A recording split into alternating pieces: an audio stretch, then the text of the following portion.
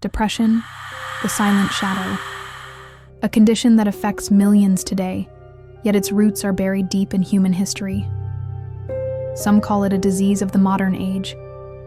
But what if I told you depression has haunted humanity for thousands of years? What if the truth about when it began, and why it still grips us, is far stranger than we've been led to believe? Tonight, we unlock the hidden history of depression. Chapter 1: Ancient Shadows. In the cradle of civilization, Mesopotamia, depression was seen not as an illness of the mind, but a curse. Ancient clay tablets describe people tormented by invisible forces. The cure: exorcisms, chants, and offerings to the gods. Centuries later, the Greek physician Hippocrates described it differently. He called it melancholia, a darkness caused by an imbalance of the body's four humors, specifically what he called black bile. Treatments included diet, baths, and exercise. Primitive by today's standards, but revolutionary then. Because for the first time, depression was seen as part of the human body, not the spirit world. Chapter 2: The Age of Faith and Fear. During the Middle Ages, understanding regressed.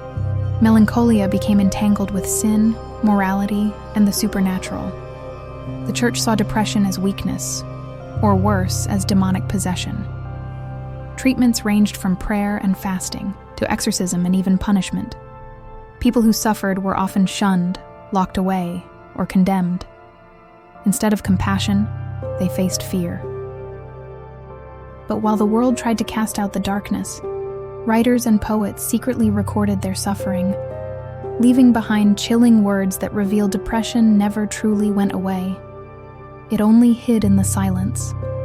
Chapter 3: The Age of Reason. The Renaissance and Enlightenment reopened the human mind. Scholars began to study mental states with curiosity instead of fear. Melancholia was no longer simply sin, but a condition that could be observed. Yet even then, treatments were crude: bloodletting, isolation, and experimental tonics. Patients were often kept in secrecy, away from the public eye.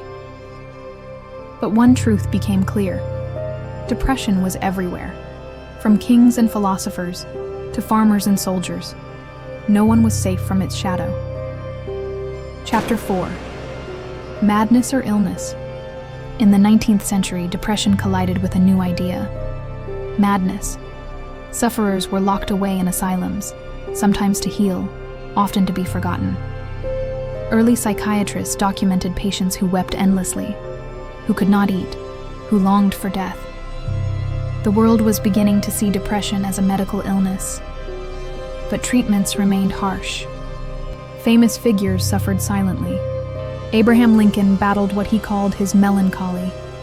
Vincent van Gogh poured his torment onto canvas. Writers like Edgar Allan Poe captured the darkness in ink. Depression was no longer invisible. It was shaping art, politics, and history itself. Chapter 5: The Modern Mind. By the 20th century, science declared depression a disorder of the brain.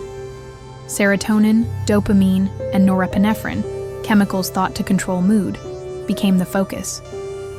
The first antidepressants were developed in the 1950s, offering hope, but also raising questions. Was depression truly just chemistry, or something deeper? Psychology, too, rose in power.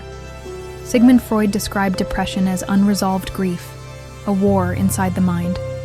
Others saw it as the product of society, trauma, and isolation. For the first time in history, depression became both a medical diagnosis and a cultural conversation. Chapter 6: The Ongoing Mystery.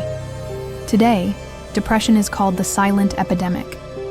It affects over 300 million people worldwide. But here's the chilling truth. Despite centuries of study, no one knows its exact cause. Is it the brain, the body, the soul? Or is depression a shadow that has always lived alongside humanity, shifting, adapting, never letting go? From ancient curses to black bile to modern medicine, depression has worn many masks. But behind every theory, one truth remains. Depression is as old as humanity itself. And perhaps the greatest mystery is not when it began, but why it still follows us. You've just uncovered another piece of the puzzle, but the enigma remains.